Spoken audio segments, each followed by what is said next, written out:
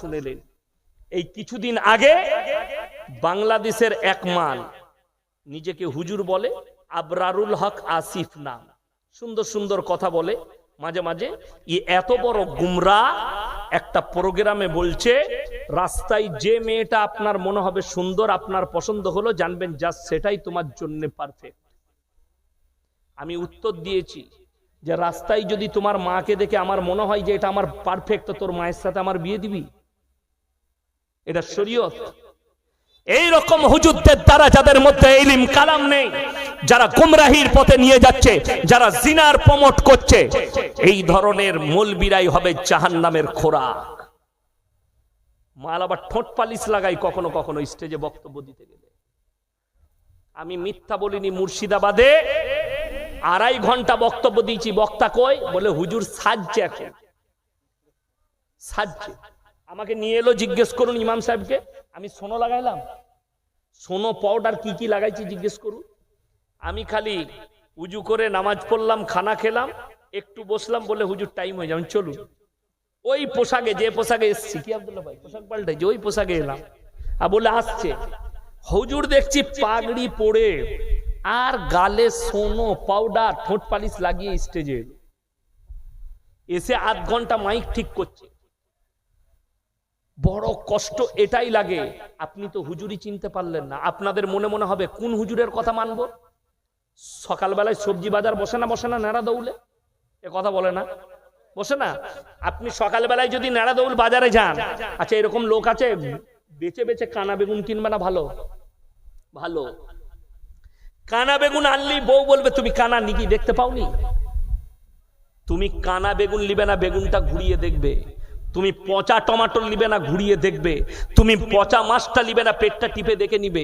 তুমি পচা মাছ চিনতে পারলে, পচা টমাটো চিনতে পারলে, কানা বেগুন চিনতে পারলে, আর কানা হুজুরটা চিনতে পারোনি। যে তোমাকে ধোকা দিচ্ছে, আপনি মনে করছেন আমি গল্প করছি, না। কোরআন শুনেলেন সূরা বাকারা, এক শ্রেণীর হুজুররা ধরা পড়বে মানুষের কাছে যারা হককে প্রকাশ করে না, আল্লাহর আয়াতকে লুকিয়ে দেয়।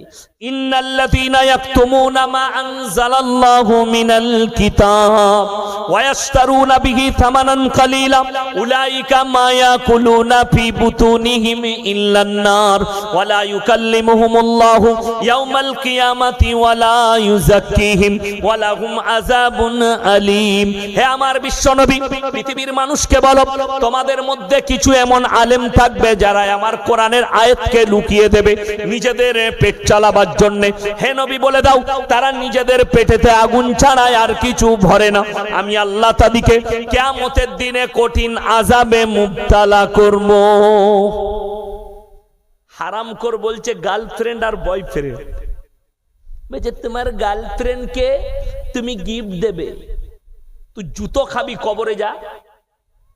আমি খালি বাংলাদেশে যেতে পাই না, খুব ফ্যার, আমি গেলি আমাকে অ্যারেস্ট করবে একদম। আমাকে কয়েকজন ফোন করে বলেছে হুজুর আইবেন না, অ্যারেস্ট ওয়ারেন্ট জারি আছে আপনার নামে। তা না হলে এই হুজুরগুলোকে দেখতাম, এদের 20টা মেরে আসতাম আমি গিয়ে বাংলাদেশে। এরা বুঝতে পারত কার পাল্লাই পড়েছে। এদের দ্বারা সমাজ জিনায় লিপ্ত হবে। যারা বলছে গার্লফ্রেন্ড আর বয়ফ্রেন্ড, আল্লাহর কসম করে বলছে এই ভাষাটাই শরীয়তে হারাম ভাষা, জিনার ভাষা। কোরআনে আছে ওয়ালা তাকরাবুজ জিনা ইন্নাহু কানা ফাহিশা ওয়া সা সাবিলা। আজকে তো বড় কষ্ট লাগে, এটা ভারতবর্ষ বলে আমি হক কথা বলতে পারছি, আমাদের মুসলিম সমাজ মানে বলে। বাংলাদেশে হলে ইয়াসিন এতদিন জেলের কুঠরিতে থাকতো, এই হাসিনা সরকার ভরতো। আজকে আমাদের কাছে একটা খুশির খবর আমি পরশু পেলাম। আল্লামা মামুনুল হক একজন বড় মুহাদ্দিস এবং আমার খুব অন্তরের মানুষ, তিনি মুক্তি পেয়েছেন। আল্লাহ তিনাকে জেল থেকে মুক্তি করেছেন, বলুন আমিন। আল্লাহ তিনাকে সুস্থতা দান করুক। বড় কষ্ট লাগে শুনেলেন। আমি জানি খালি উনাকে জেলে রাখা হয়েছিল এটার কারণে।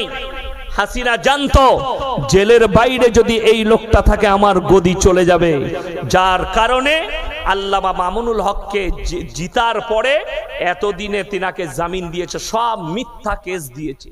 এই যারা মিথ্যা কেস দিয়েছে শুনে যান, যদি কেউ উকিল থাকে, অ্যাডভোকেট থাকে, তারা শুনবেন। কেউ যদি মিথ্যা কেস লড়ে, আল্লাহর কসম করে বলছি কিয়ামতের দিনে ফেরে পড়ে যাবে। সেই উকিল যদি তাহাজ্জুদ গুজার হয় পেরুবার রাস্তা পাবে না। কেউ যদি সত্যিকারী মার্ডার করে থাকে আর তাকে যদি বাঁচাবার চেষ্টা করে, সে যদি মুসলমান নিজেকে দাবি করে, সেই উকিল কিন্তু পেরুবার রাস্তা পাবে না।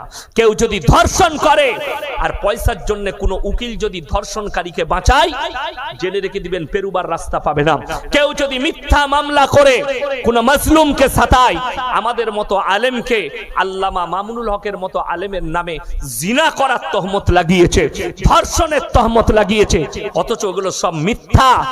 আল্লাহ হককে জিন্দা করেছেন, মিথ্যা মিটে গেছে, বাতিলকে মিটিয়ে হককে জিন্দা করে আল্লামা মামুনুল হককে আল্লাহ ছাড় দিয়েছেন, জেল থেকে বার করেছেন।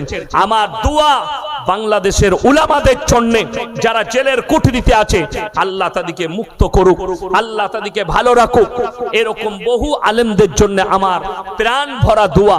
আমার মুসলমান ভাই, আমি চিন্তা করতে পাই না যে এই ধরনের আলেমদের দ্বারা জিনার প্রমোট হচ্ছে।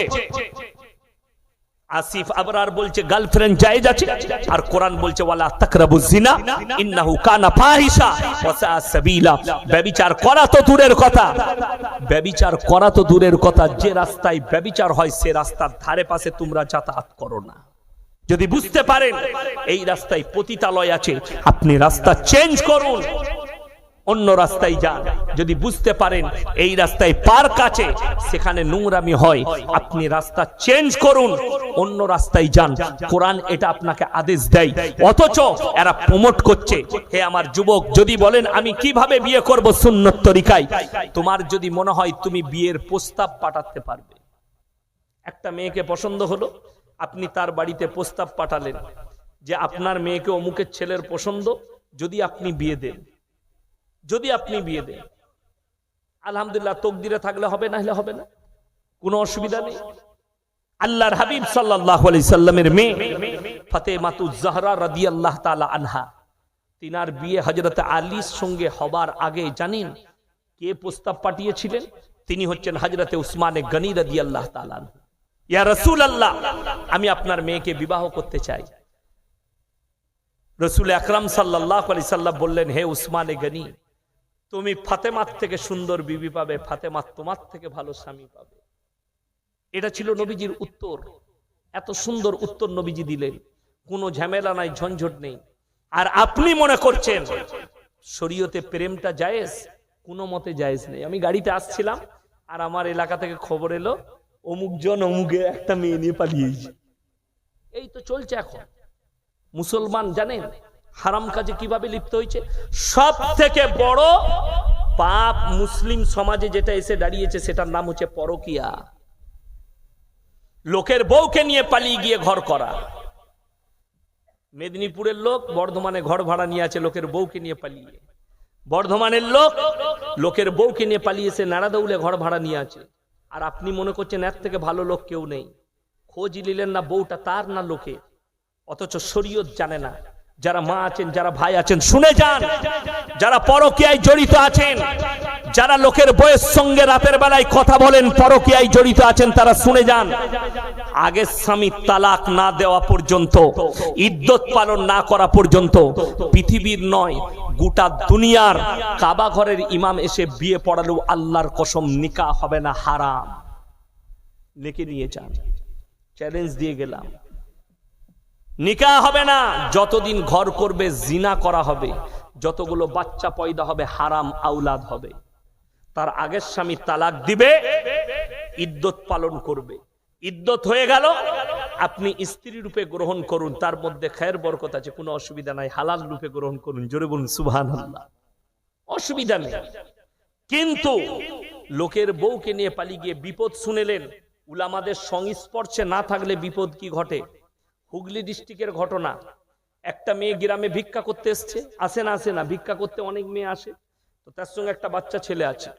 সে বেচারা গ্রামে গ্রামে ভিক্ষা করছে। সেই গ্রামের একজন বড় লোক, তার একটা ছেলের বউ মারা গেছে, স্ত্রী মারা গেছে অল্প বয়সে। তো সে রাস্তায় বসে আছে, মেয়েটা যাচ্ছে, বলে শোনো, তুমি ভিক্ষা করছো, তোমার স্বামী আছে? মেয়েটা বলছে না গো, আমার কেউ নেই। লোকের দয়া হলো, বলে শোনো, আমার একটা ছেলে স্ত্রী মারা গেছে, তুমি